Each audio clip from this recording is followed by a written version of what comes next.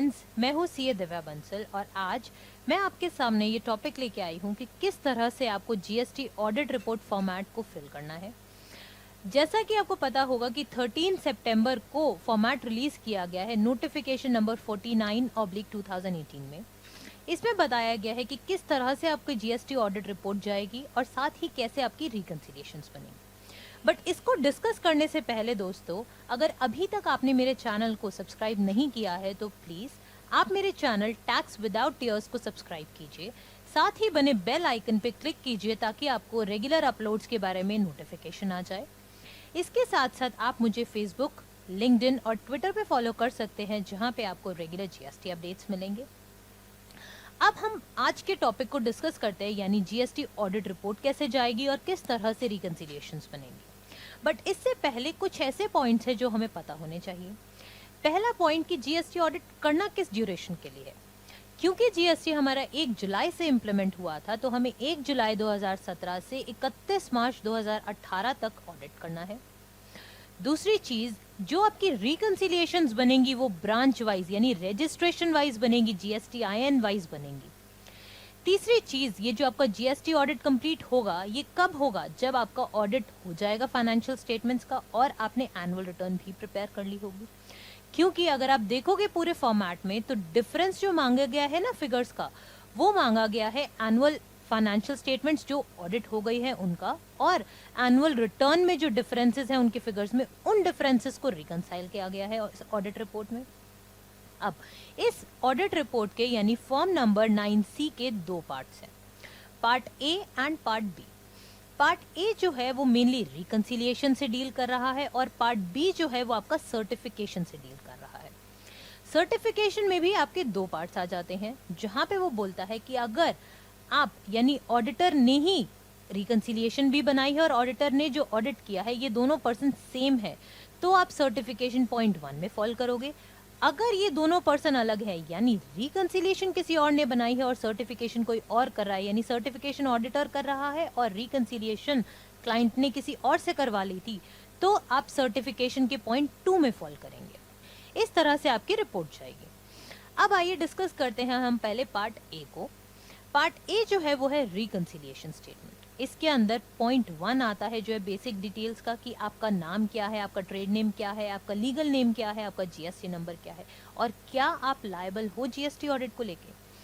अब दोस्तों आपको मन में प्रश्न आएगा कि जीएसटी ऑडिट के प्रोविजंस क्या हैं, कितने तरह के हैं, क्या उसकी लिमिट है, कौन इसको कर सकता है।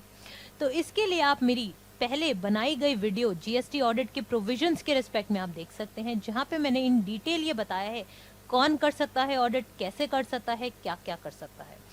अब इसी में पॉइंट 2 में आते हैं जो बोलता है reconciliation of turnover declared in audited financial statements with the turnover declared in annual return, that is form 9। Form 9 जो है उसका भी फॉर्मेट आ चुका है, नोटिफिकेशन इशू हुई थी 4 सितंबर को, उसमें एनुअल रिटर्न का फॉर्मेट आ गया है। यानी आपको ऑडिटेड फाइनेंशियल स्टेटमेंट्स और एनुअल रिटर्न जो है उनकी फिगर्स के बारे में रिकंसिलिएशन करना है। यहाँ पे इसमें टेबल 5 आता है जो बोलता है reconciliation of gross turnover. Point A इसके अंदर बोलता है टर्नओवर इंक्लूडिंग एक्सपोर्ट्स, यानी एक्सपोर्ट्स को भी आपको कंसिडर करना है। Second point audited financial statements के, यानी ऑडिट हो चुका होगा आपका। थर्ड पॉइंट आपको जीएसटी वाइज आपको यानी जीएसटी नंबर वाइज आपको रिकंसिलिएशंस प्रिपेयर करने हैं।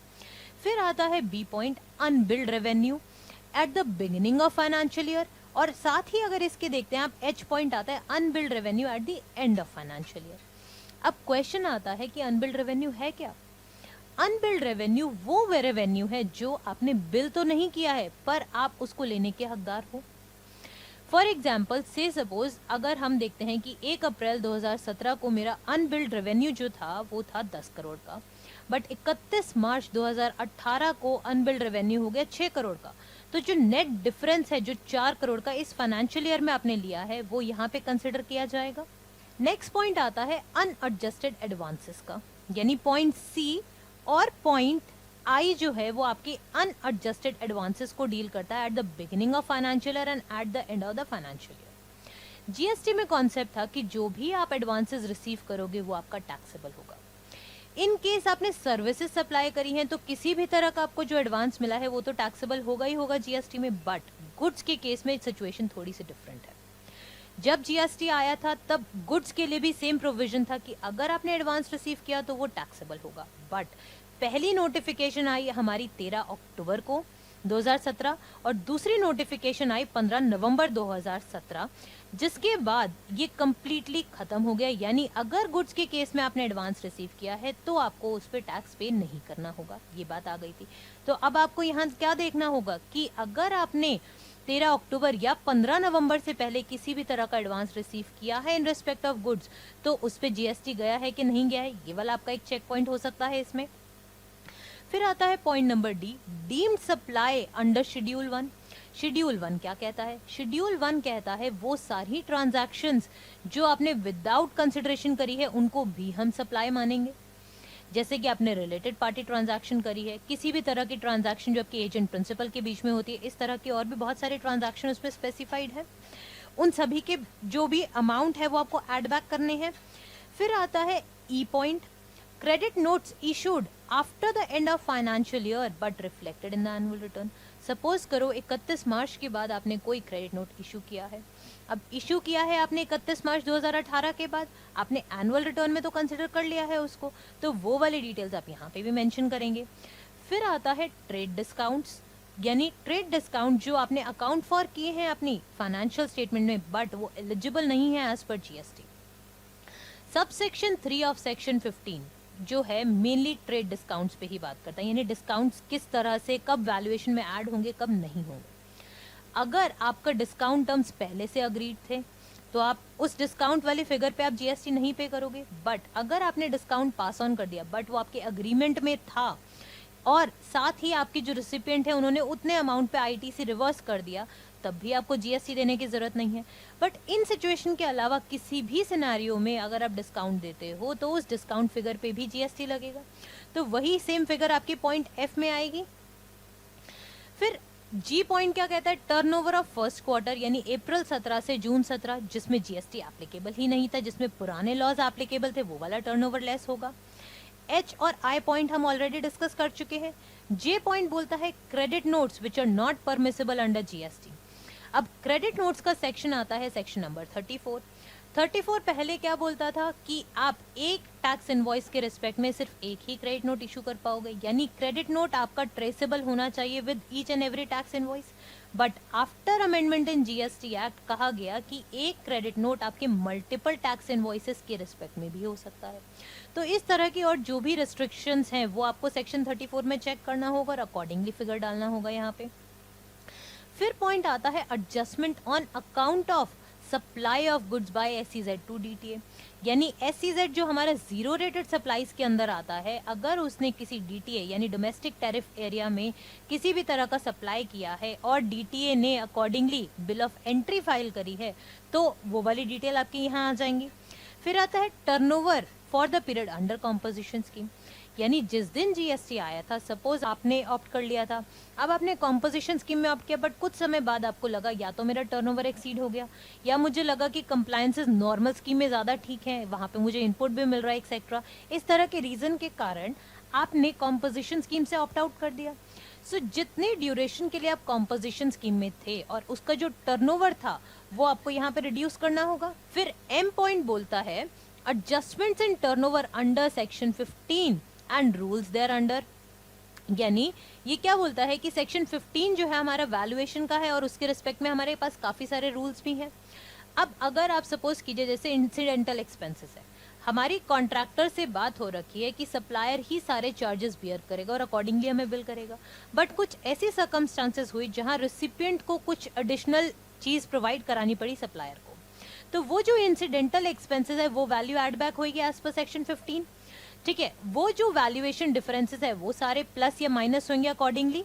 फिर आता है adjustment due to forex fluctuations, उसका अकॉर्डिंगली आप इम्पैक्ट लेंगे। ये सारी एडजस्टमेंट्स लेने के बाद आपके पास आ जाएगा एनुअल टर्नओवर आफ्टर एडजस्टमेंट। इस फिगर को आप कंपेयर करोगे जो एनुअल रिटर्न में आपकी फिगर गई हुई है, अगर कोई डिफरेंस आता है तो आप उसको रिकंसाइल करोगे और उसको जस्टिफाई करोगे पॉइंट नंबर 6 में। फिर पॉइंट नंबर 7 आता है रिकंसिलिएशन ऑफ टैक्सेबल टर्नओवर। ये क्या कहता है? ये टेबल का बेसिक ऑब्जेक्टिव ये है कि जितने भी वैल्यू पे आपको टैक्स देना है वो वैल्यू कितनी है, उस वैल्यू को आइडेंटिफाई कराएगा ये टेबल। पहला पॉइंट क्या है? एनुअल टर्नओवर आफ्टर एडजस्टमेंट, जो कि आप पहले पॉइंट 5 बी में आप निकाल चुके हो, उसको आप लिखोगे। फिर आप value of exempted, nil rated या नॉन जीएसटी सप्लाई एक्सेट्रा के वाली फिगर डालोगे। फिर डालोगे zero rated supplies without payment of taxes. फिर आएगा supplies on which the tax it is to be paid by the recipient under reverse charge. फिर E point में आप निकालोगे taxable turnover as per the adjustment above, यानी point A minus point B, C and D, वो आपके पास आ जाएगा। इसको आप कंपेयर करोगे एनुअल रिटर्न की फिगर से, और दोनों में अगर डिफरेंस आता है तो उसको आप जस्टिफाई करोगे पॉइंट 8 में। फिर आता है पॉइंट नंबर 3, उसमें आता है रिकंसिलिएशन ऑफ टैक्सेस पेड, यानी जितना टैक्स आपका बनता था और जितना आपने एनुअल रिटर्न में शो किया है, क्या उसमें डिफरेंस है? अगर डिफरेंस है तो क्यों है, क्या आपने वो पे किया है, क्यों नहीं पे किया, ये सारी चीजें इसमें आ जाएंगी। अब इसमें टेबल 9 आता है, वो बोलता है reconciliation of rate wise liability and the amount payable thereon, यानी अगर आपके गुड्स ये सपोज 18% वाले हैं तो क्या आपने उस पर जितना टैक्स बनता था उतना पे किया है या नहीं किया है।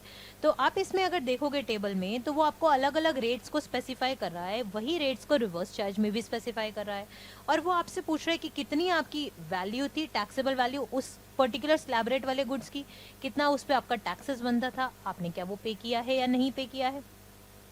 वो टोटल अमाउंट को फिर वो एनुअल रिटर्न वाली फिगर से कंपेयर करेगा, डिफरेंस आएगा तो आपको जस्टिफाई करना होगा कि एक्सेस पेड है या अंडर पेड है, तो क्यों ऐसा है।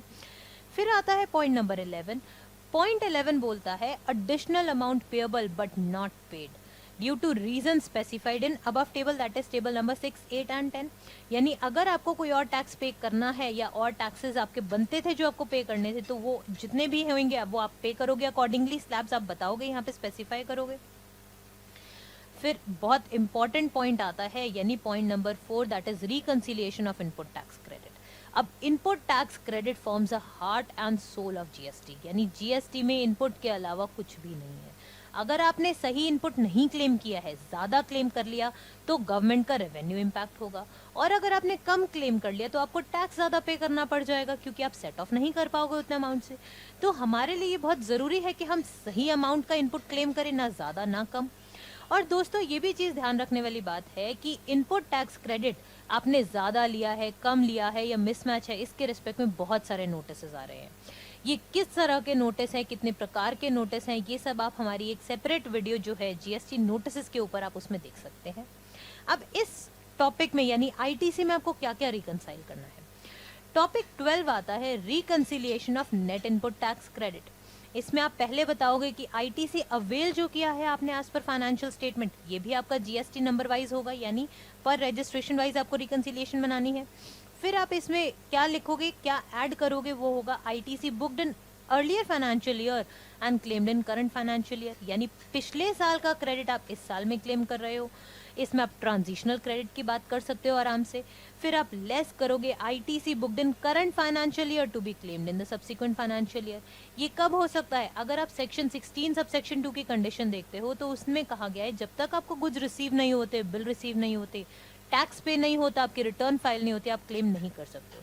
सपोज आपकी सारी कंडीशन फुलफिल होती है पर गुड्स आप रिसीव करोगे नेक्स्ट फाइनेंशियल ईयर में, तो वो वाला सिनेरियो पॉइंट सी में फॉल कर सकता है आपका।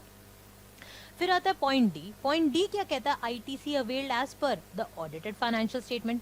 इस फिगर को फिर आप कंपेयर करोगे एनुअल रिटर्न वाली फिगर से, और कंपेयर करने के बाद जो डिफरेंस होगा उसको आप रिकंसाइल कराओगे और डिफरेंसेस दोगे पॉइंट नंबर 13 में। पॉइंट 14 बोलता है reconciliation of ITC declared in annual return with the ITC availed on expenses as per audited financial statement. अब पॉइंट 14 अगर आप देखते हो तो इसमें बहुत सारे एक्सपेंसेस की लिस्ट है, उसकी वैल्यू पूछी गई है, उस पे अमाउंट जो आपने आईटीसी लिया है और जितना आपको एलिजिबल है वो आपको स्पेसिफाई करना है। ये जितने भी एक्सपेंसेस हैं ये एग्जॉस्टिव लिस्ट नहीं है, यानी इस एक्सपेंसेस को आप ऐड या लेस कर सकते हो, यानी इसमें और एक्सपेंसेस भी ऐड कर सकते हो और इनमें से कुछ कम भी कर सकते हो डिपेंडिंग ऑन योर इंडस्ट्री, कि इस तरह का एक्सपेंस आपकी इंडस्ट्री में नहीं होता है या होता है तो अकॉर्डिंगली आप इसको मॉडिफाई कर सकते हो। सो बेसिकली अगर आप देखोगे तो एक तरह से ये लिंकिंग बिठा रहे हैं आपकी फाइनेंशियल स्टेटमेंट्स में और जो आपने इनपुट एक्चुअल में क्लेम किया है उसमें। अगर कोई डिफरेंस आता है तो अकॉर्डिंगली आपको रिकंसाइल करना पड़ेगा।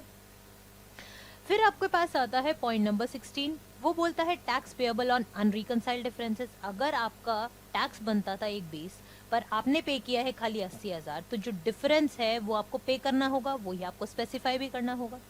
फिर आता है पॉइंट 5, जो कि ऑडिटर ने क्या रिकमेंड किया है। अगर ऑडिटर को लगता है कि आपकी लायबिलिटी ज़्यादा थी तो वो अकॉर्डिंगली मेंशन करेगा कि किस टैक्स हेड में आपको लायबिलिटी पे करनी चाहिए थी, या आपने अगर रिफंड क्लेम किया है वो गलत क्लेम किया है तो वो कितना अमाउंट है, वो सारी चीज़ें स्पेसिफाई करेंगे। सो ये दोस्तों बेसिकली था सारा रिकंसिलिएशन का पार्ट। इसके बाद आप डिक्लेरेशन दे दोगे।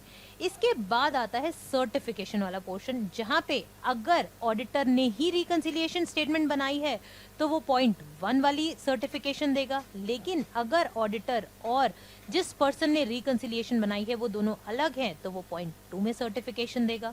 और यहाँ पे अगर आप देखोगे पॉइंट 1 में वो एग्जामिन एंड ऑडिट रिपोर्ट की बात कर रहा है, लेकिन पॉइंट 2 सिर्फ और सिर्फ ऑडिट रिपोर्ट की बात कर रहा है। सो दोस्तों ये बेसिकली था कि किस तरह से आपको ऑडिट रिपोर्ट भरनी है, क्या क्या उसमें कॉलम्स है, क्या जानकारी किस प्रकार से आपको देनी है। यदि आप ये डाउनलोड करना चाहते हैं डॉक्यूमेंट, तो आप डिस्क्रिप्शन बॉक्स में इसका जो लिंक है उससे आप डाउनलोड कर सकते हैं। उम्मीद करती हूँ कि आपको मेरी ये वीडियो अच्छी लगी होगी। आप इसी तरह से मेरे चैनल को देखते रहिए। धन्यवाद।